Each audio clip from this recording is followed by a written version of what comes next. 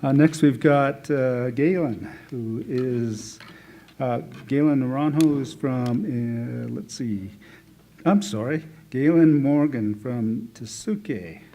And a quick story, if I might. When I was with Native Seed Search, I started as the Native American Outreach Coordinator. And I was looking, we were giving free seeds and still do, at the orders that were coming from various states, Arizona, New Mexico, and other places that were being requested by Native Americans. And I said, nobody's ordering them from New Mexico. So I came down on my first trip through Indian country as the outreach coordinator, and I was standing for 3 successive days in Acoma and a couple other pueblos looking at the fields, and I realized why nobody was ordering seed. They had all the seed they wanted, and as you're saying, you need to keep it because it's localized. Anyway, Gailey Morgan from Tesuque, and you've got a, okay, great. What's up, Moo? My name is Gailey Morgan. I'm from Tesuque, Owinge. I've been working with Tesuque Farms for 17 years. Tesuque Farms, our motto over there is like blending a traditional way of life with modern technology. Since 2005, Tesuque Farms have built a strong tribal farm program for the benefit of the Tesuque people and surrounding tribal and non-tribal communities. We feel with strong work ethics, spiritual beliefs, that this was all made possible. We thank all past tribal governors and councils for their support and all the work that has happened. We really believe in the spiritual beliefs over there in Tesuque when we're doing our farming. Like Gil was talking about earlier, you know, it all comes together with the song and prayers that we do in our communities, and it all translates back to our fields and to our seeds. When we're working out in the fields, we're out there with those spirits. Those spirits are there. The seeds are the spirits also, the plants. With that, you know, we every morning, on Monday mornings, we get together, we get the crew together. We say a prayer together. When we get groups to visit the farms, we get them to do some prayer also before we go out and work. I want to talk a little bit about our seed bank project that we got going. In 2011, the Tribal Council granted us permission to build a seed bank. We felt it was necessary to protect the traditional seeds that belong in the pueblos and in surrounding communities. The Tribal Council granted us permission to hire 12 individuals within the pueblo to help build this seed bank. The goal is to store traditional seeds and other heirloom seed varieties to ensure planting and saving for future generations. The seed bank has 2 stories, the upper areas for processing and cleaning seeds. The bottom level is to store the seeds in a climate-controlled environment. Energy to light the seed bank is solar power.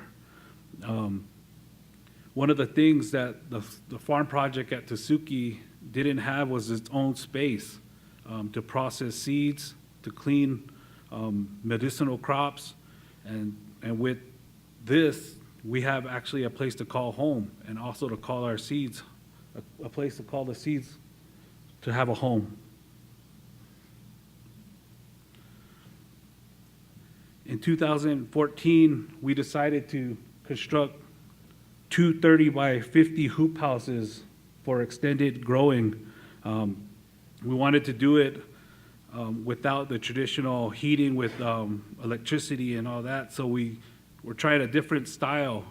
We're trying geothermal style. We have styrofoam that was placed outside of the hoop houses to insulate inside. We have about 32 different corrugated pipes that are in the ground, and what that does is it captures the heat from the hoop house and saves it underneath the ground. So eventually at night, when it starts cooling off, that heat will rise and keep our crops and trees, fruit trees that we have going in them.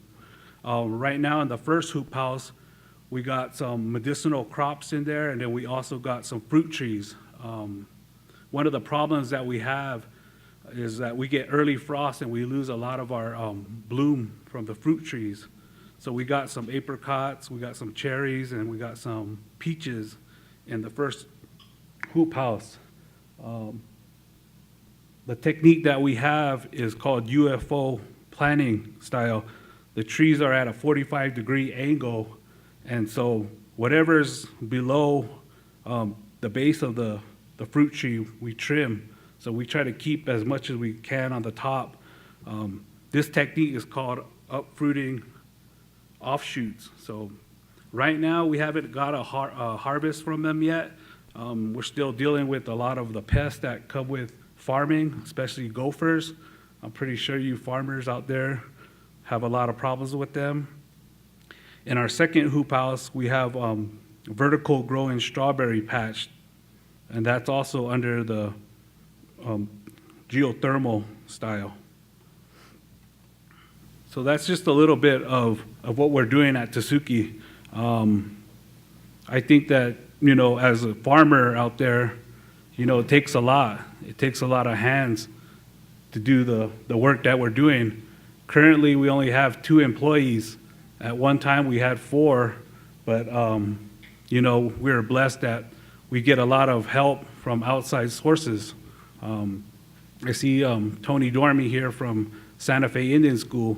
We get a lot of help from him and his students that come out and, help us, weeding. A lot of them, they come out and they're very helpful that they come out and do that.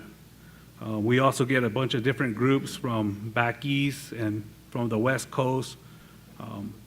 So we get a lot of people that come and help us, and that's just a blessing for us because, with farming, you got to have a lot of hands to produce what you can. Right now, like I said, we're at 2 people, but we're still going to bring in our harvest, which is going to be blue corn, pink corn, 5 different varieties of beans.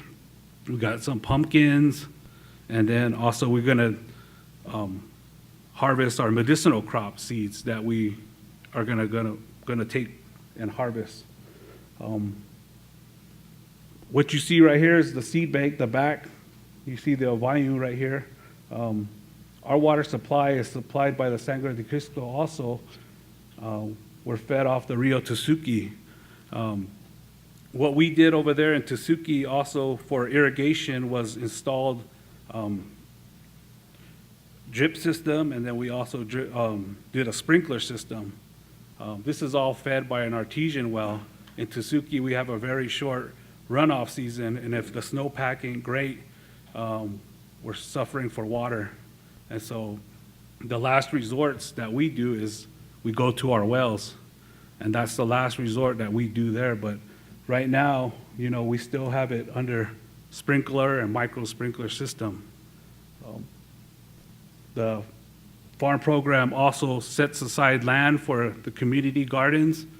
This is a place where we go, we prepare the field for them and set up all the irrigation, but the local farmers in the community plant their own white corn, beans, squash, and whatever else. But we go and do the work, and all they have to do is irrigate, take care of their weeds, and also hoe and then harvest. So that's one of the good benefits that we provide for them over there. And actually this year we've seen the number rise in farmers that are coming out. So with our program, I feel that, it's also helping the younger folks see that farming is a big part of our community. Like our elders say, when it's springtime, it's time to plant. It's time to get everybody out there. Our leaders tell us that every man in each household should go out there and plant a field. But we've seen the rates go up in farming from past years. I think this year we had a total of about maybe 35 farmers that have planted either in the community garden or in their personal fields. We'll also do that work for them also. We'll go in there and prep their fields, and all they got to do is plant and weed and irrigate and harvest. Some of the other things that we do, we also grow medicinal plants. We sell this straight to Herbs Etc. They come in, they ask for a certain medicinal herb, and so what's good for that is, we're able to do the planting for them and harvesting, and then once we do that, it's off our hands. We don't have to, go to any outside source looking for someone to buy it. So that's like a little income that we get, at the farm to help our program to keep going. We're also blessed that, the tribal council is supporting us. So it's a tribal-run program, and it's been going on forever, since about the early 80s, and before that you had other gentlemen doing the alfalfa that was there before, but right now we've changed the way of farming there by doing the medicinal, the traditional crops, the fruit trees. So maybe it's not really the way, like we're saying, the traditional way, but we still encompass some of that in the way we plant. We always plant the seedlings by hand. We do the weeding by hand. Everything's by hand. We'll use the mechanics to prep the fields, but everything else is by hand. Harvesting, hoeing, and then seed cleaning at the end is all done by hand.